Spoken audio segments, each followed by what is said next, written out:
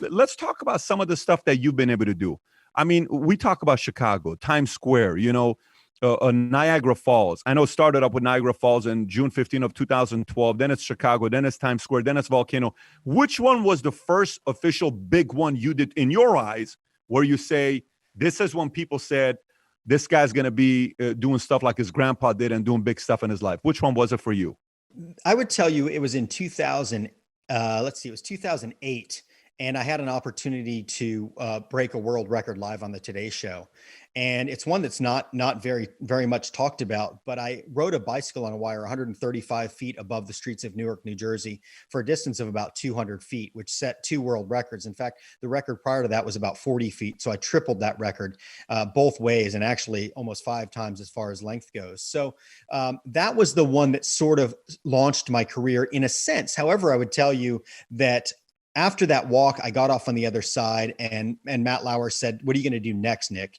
And I said, "I want to be the first person to walk across the Grand Canyon on a tightrope." And within 6 weeks, I signed a contract with NBC to be the first person to walk across the Grand Canyon. And you look at my timeline and it doesn't match up. And the reason being was about 6 months into that process, all the engineering was done. The site was prepped. The cable was purchased. We were ready to go. NBC fired the head of specials that contracted me to do that. And when that happened, my special went out the door with him. So we got a call and said, "Hey, sorry, Nik, this ain't happening." They told my managers, we're going to take this off of our slate.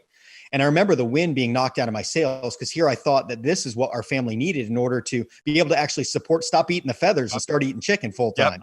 And so I thought this was the big break. And again, 6 months into that, literally 3 months from that special happening live, it got pulled out from under me. And I remember just going back and thinking, and I often think to my great grandfather, like, what would he do here? I just feel like giving up. I don't feel like carrying on. And I always look to him for inspiration. And just like he got back on the wire after that accident in 1962, the following day, he continued on against all odds and all these tragedies. I thought, you know what, my great grandfather would keep pushing, and I'm not going to give up, but I'm going to kind of change my direction a little bit. And I knew that Niagara Falls, there was a lot more business in that area that would be able to help fund this, because it was going to cost, it ended up costing over $1 million to rig that wire to do this walk.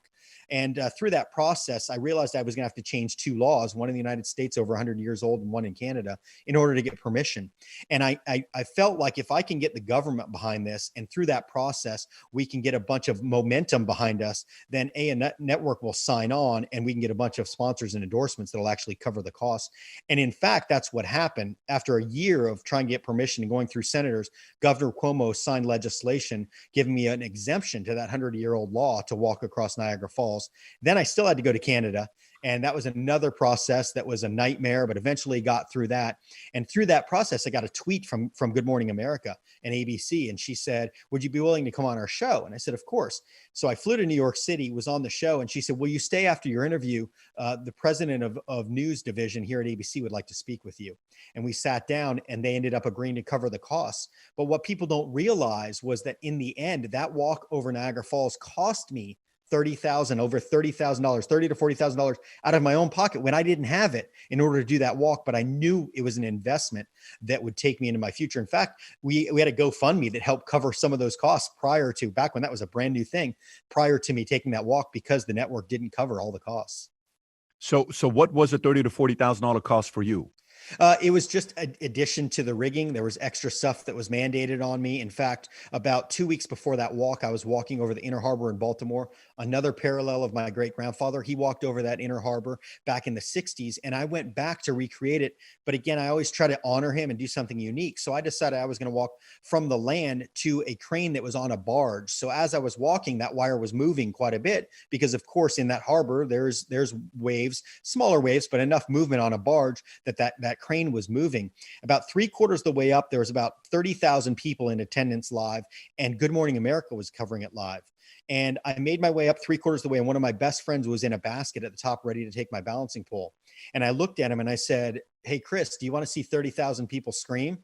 And he goes, yeah, because he knew exactly what I was going to do. Somebody I grew up with. And I acted like I was going to fall. And I slipped. I did a fake slip on the wire, and 30,001 people screamed, because it wasn't just the 30,000 in attendance, but the president of ABC was watching.